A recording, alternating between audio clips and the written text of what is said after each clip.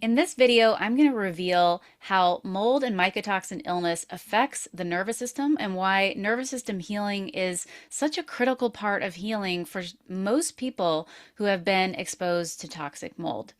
I'm Dr. Karen Curitin, and I had to learn about this the hard way through my own experience with toxic mold illness and accompanying nervous system dysregulation. And through that experience, I've become an expert in helping people heal from toxic mold exposure with both functional medicine and neural retraining. So, if you've been exposed to mold illness or you're being exposed right now, you probably have experienced a profound shift in your brain and nervous system. And that's incredibly common. I would say most of the people that I see who are exposed to high levels of mycotoxins end up having some major changes in their nervous system and some pretty frankly uncomfortable and scary symptoms. And I personally experienced almost all of those from my own toxic mold exposure. So some of the common ones that I see in people being exposed to toxic mold and that I had myself were anxiety, horrible brain fog, really slow thinking, difficulty with memory, confusion, feeling easily overwhelmed or overstimulated, depression, irritability, insomnia, hypersensitivities to all kinds of things, including food, chemicals, light, sound, EMFs, and even symptoms of dysautonomia or postural orthostatic tachycardia syndrome. So today I want to talk about how mycotoxins and the experience of going through toxic mold illness affects the brain and the nervous system, and why healing really must include nervous system repair for a great percentage of people. So during exposure to toxic mold, the toxins produced by those molds end up in our brain, and oftentimes they concentrate there. We now know that mycotoxins can get into the brain in multiple ways. We can breathe them into the lungs and they get into the bloodstream right there, and then can follow the bloodstream up to the blood-brain barrier and cross the blood-brain barrier. We can ingest them and they can get into the bloodstream through the digestive tract. They can come in through our skin, get into the bloodstream there. Again, all these ways allow them to circulate and end up at the blood-brain barrier and get in there. And then we also know that when we inhale them through the nose, they actually can be transported along the olfactory nerve directly into the brain, and actually into an area of the brain that's called the limbic system, the olfactory bulb in the limbic system. And so a number of mycotoxins have been shown in animal studies to induce neuroinflammation, be toxic to neurons, increase oxidative stress, which damages cells in the brain, disrupt mitochondrial function and damage mitochondria. These are the little energy producers in our cells. So what that does is it reduces the energy availability in the neurons in the brain and the supporting cells in the brain. And then those cells can't do their job, right? So we have all kinds of effects on cognition and mood and autonomic regulation, the nervous system that controls all the automatic functions of our body. All those things are affected when there isn't enough energy being produced in the cells in the brain that need to coordinate all those things. So we also see in animal studies significant alterations in mood and behavior of animals being exposed to mycotoxins. And so, one of the areas where they've seen significant inflammation and activation is the limbic system. And the limbic system is involved in determining whether we're safe or not in any given moment. Its job is to detect threat and communicate it to the rest of the body. It's also involved in regulating emotions, memory, stress hormone output, and regulating the autonomic nervous system. This is the nervous system that controls all the automatic functions of our body, like our breathing and heart rate and blood pressure and digestion, immune function, detoxification.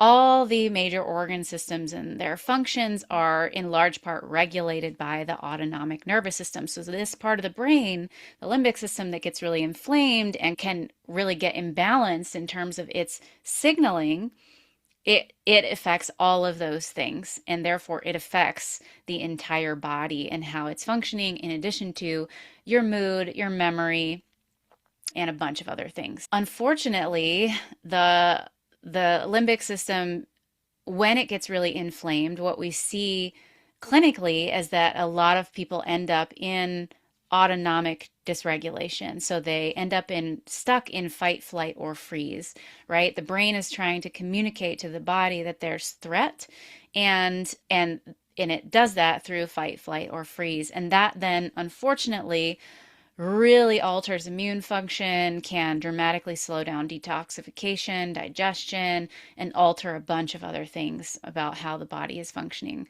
Um, so, yeah, as the limbic system gets inflamed and its function changes from the neurotoxic effects of the mycotoxins, so does this autonomic function that controls the rest of the body. And we know from stress research that chronic inflammation, regardless of the cause, can reduce vagal tone and can increase sympathetic activation, i.e., fight or flight, and shift the body into survival mode. And this is just one reason why so many mold patients develop lots of nervous system symptoms. The inflammation is the signal to that part of the brain. It's telling it, hey, there is a threat, right? We're sustaining damage here. There's a foreign invader. There's these particles here that don't belong here, right? And so that in and of itself is triggering the limbic system into survival mode, and that's getting communicated to the rest of the body. And so that's one thing that's going on. However, there's something else about mold illness that really amplifies this negative impact on the nervous system. And that is that going through mold illness can be so incredibly stressful for so many reasons. Some would even say it's traumatic. And there were parts of the experience that felt like that for me. So, and that had long lasting impacts until I found the right tools to reverse the impact of that trauma. So some of the reasons I think it can be really stressful in ways that some other illnesses are not is that it can be really hard to get diagnosed. It can take people years and getting dismissed by doctors and told that it's all in their head and all kinds of other things that can leave somebody really struggling for a long time. Symptoms can be severe and really hard to even manage to function day to day, even with the best tools sometimes. I am a functional medicine practitioner, I'm a naturopathic doctor, and I had a ton of tools in my toolbox to help myself manage as I was being exposed to toxic mold. And it was still very hard, even with those tools, to remain functional. 3, once you have the diagnosis of mold illness, the path to healing isn't simple or easy, right? Finding the right doctor who's mold literate can be hard. Having to figure out remediation or finding a new safe home to move to can be no small feat. Having to get rid of some of your possessions that can't be cleaned can be really hard and expensive and stressful. There's financial strain involved in all of it. And mold illness also often divides relationships, and that can be one of the hardest parts, I think. It can also make multiple family members ill at once, magnifying the stress on the family in terms of the cost of healthcare and having to, care for and manage those who are ill. And the last big thing that comes to mind for me is that it can make you feel really unsafe in the place that you're supposed to feel the safest, which is your home. And I know all of that extremely well because I've been through all of it. And this is a double whammy on the limbic system, this part of the brain that decides if you're safe or not in any given moment. It's getting the signal both from mycotoxin damage and also from psychological stress that you are not safe. And over a period of time of getting that signal from multiple directions repeatedly, that can really rewire and change the way the threat circuits in the brain are firing in a way that lasts. Basically, it sensitizes this part of the brain to respond to life with danger signaling too often and too strongly. It's like a fire alarm that goes off because you just burned a little toast, right? And sometimes the brain turns the fire alarm on from this experience and leaves it on 24/7, causing you to be stuck in fight, flight, or freeze, or bouncing between those nervous system states all the time, and never allowing you to be in a healing, relaxed state. And that was the case for me after many years of toxic mold exposure and the stress of being sick and all these other things compounding. And so the chronic stress and trauma from the experience alone can do that, can change the way the brain fires and sensitize it to perceive threat and respond with danger signaling more often than it should. But when you add to that the mycotoxin induced neuroinflammation, that seems to really enhance these changes by putting the brain on high alert as well. And so this is one of the reasons why I think symptoms can persist even after exposure to toxic mold stops, even after you've detoxed and gotten mold out of your body. And that's because the nervous system gets stuck in survival mode for many people, which can cause body-wide symptoms all on its own. Nervous system sensitization at the level of the brain is also a big part of why so many people with toxic mold illness become so exquisitely sensitive that they can't tolerate treatment at all. Because when the brain is stuck in survival mode, everything is a threat, including foods, EMFs, supplements, light, sound, certain sensations like tags in your clothes, all kinds of things. The fire alarm goes off when all you did was light a little Palo Santo, right? The nervous system basically learns to get into the habit of this survival patterning, and those learned patterns can persist, just like any other habit, right? Any habit that you get into, it can just start happening automatically, right? And the same thing goes for this survival programming that the brain can learn through the exposure of toxic mold and all that that entails psychologically and stress-wise. But the good news is that the brain is plastic. It learns, it changes. It's naturally designed to do that. And memory reconsolidation research shows that learned fear responses can be updated, that these programs or habits of detecting threat in places where it no longer exists can be updated. Trauma can be rewired so that it no longer causes ripple effects in your body and nervous system, and that threat detection center in your brain can be retrained to produce a calm, regulated nervous system again as the default. So in other words, the fire alarm can be recalibrated so it only responds to true fires, true life or death threats. That's how it's designed to work.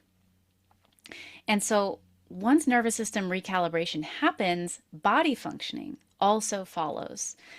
Once your body can spend most of its time in that healing, rest, digest, and heal nervous system state, the body can come back into balance again, into optimal functioning.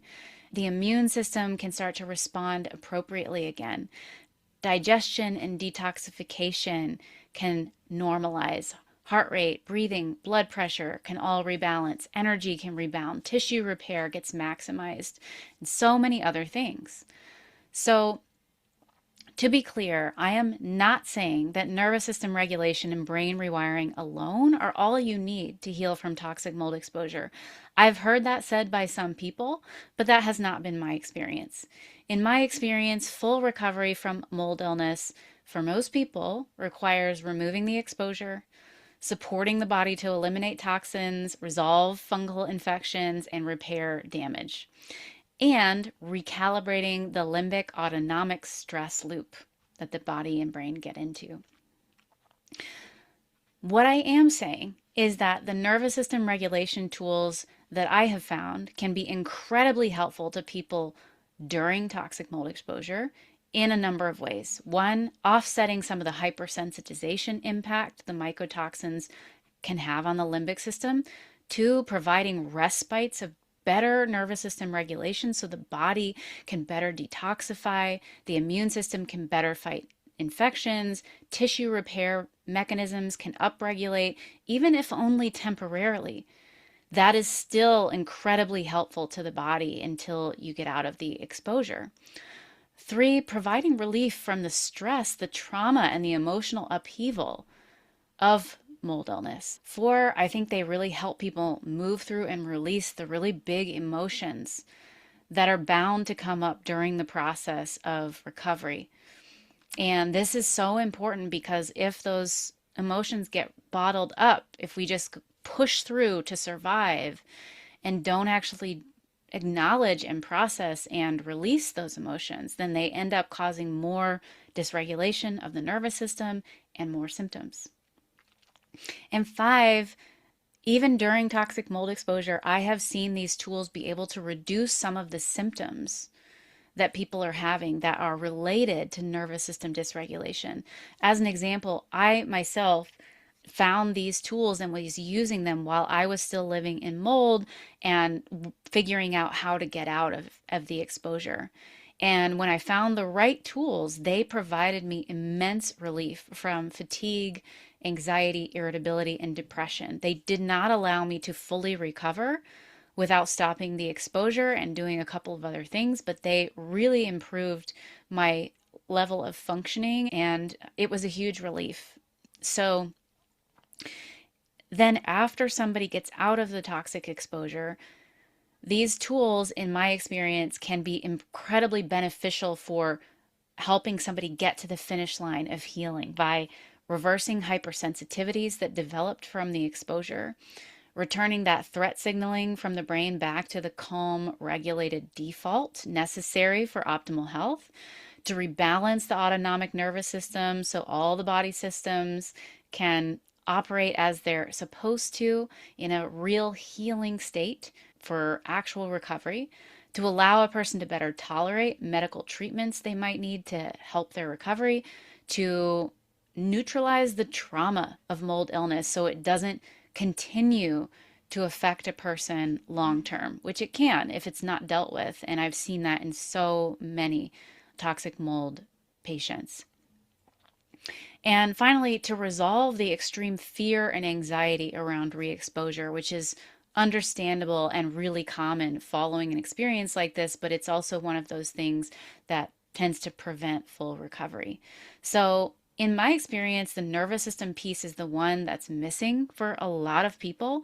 For many people who don't address the nervous system, it's what delays their full recovery, or in some cases halts it altogether, depending on how severe the dysregulation of the nervous system is. So I'll just finish with one client example of how these tools really helped them to get to the finish line of recovery psychologically and also physically. So I had this client who came to me while she was still trying to find mold safe housing to move to. She had already moved once to get out of mold, but ended up moving into another moldy environment. And she was understandably super stressed by the prospect of having to do it again and was anxious about finding the right place. She was also super anxious about having small exposures from like walking into certain stores or having to go into the garage where they stored some of their belongings. And she was obsessively ruminating about mold exposure and healing from mold. It was taking up all of her thoughts, all of her energy when she wasn't having to work. And it left her constantly anxious, right? This constant rumination and obsessive thinking about it left her totally unable to enjoy her life. And she was self-isolating, and it was getting in the way of her relationships. And on top of that, she was actually having hypersensitivity reactions to small exposures, things that in a healthy nervous system would not normally trigger a reaction. And she was already doing all the right things in terms of functional medicine. And so she was like, I think I need something else. And she found me, and with both a daily neural retraining practice that I gave her and a few sessions of memory reconsolidation work with me, she was doing so much better. Her anxiety was down from like a 10 to like a 2 to 3. She was feeling calm and actually clear headed about making decisions regarding the next housing. She was sleeping dramatically better, which of course improves everything. She was able to focus at work again for the first time in a long time. Her energy was significantly improved. Her mood was a lot better. And she and her husband actually started bonding again and doing some things that they enjoyed. And she still had some other symptoms, but they became a lot more manageable. And then I didn't see her again for maybe 6 months or so. And when she reconnected, she had found safe housing and was really doing a lot of detox support and other functional medicine treatments. Like she had ramped those up. And she was a lot better. But she said her nervous system still wasn't back to baseline and she wanted some more help with that. Like she still carried around with her a lot of fear about mold. Of course, some other feelings too, like some anger and resentment about how it had upended her life. She was really struggling with the idea of traveling again and just expanding her world because of this intense fear around re-exposure. And she still had symptom reactions if she even suspected there might be mold in a space. So we did a few more sessions to rewire the trauma from her journey with mold illness. We also worked on this extreme fear of re-exposure in those sessions. And I gave her some exercises to do on top of that to retrain her brain that small or temporary exposures were safe. So after another month or so, she got back to me and she said she had been going places that used to give her reactions and now she was having no reactions, that her nervous system was feeling calmer than it had since before mold, which had been a long time, had been years. And she also said that her symptoms were now gone or nearly gone almost all the time. And she was floored. She thought she just needed more time for the functional medicine things to work for those physical symptoms. But it turned out that getting her nervous system better regulated is what did the bulk of the work of getting her well at that point. She came to the sessions really just wanting to feel better emotionally, but her physical symptoms dramatically improved too, because her nervous system was still stuck in danger mode prior to that, and it was throwing off a lot of her body functions. And afterwards, it wasn't. Everything came back into balance. So that's just one of many stories I have, in addition to my own, of how valuable nervous system regulation and memory reconsolidation combined can be for somebody who is going through and or has been through toxic mold exposure and has not fully recovered. So if you or someone you love is going through toxic mold illness, I hope this revealed just how pivotal the nervous system is in healing from this illness and why, right? For more reasons than one. So if you'd like some help with getting your nervous system regulated through or after mold exposure, or you want help releasing mold illness related trauma, click the link in the description box below to get my help. In the next video, I'm going to explain how the psychological trauma from mold illness compounds nervous system dysregulation. We're going to go into more detail about how we reverse the trauma. And so if you're interested in that, click subscribe so you get notified when that comes out. And if you liked this video, if it was helpful to you, please hit like, leave a comment, and I'll see you in the next video.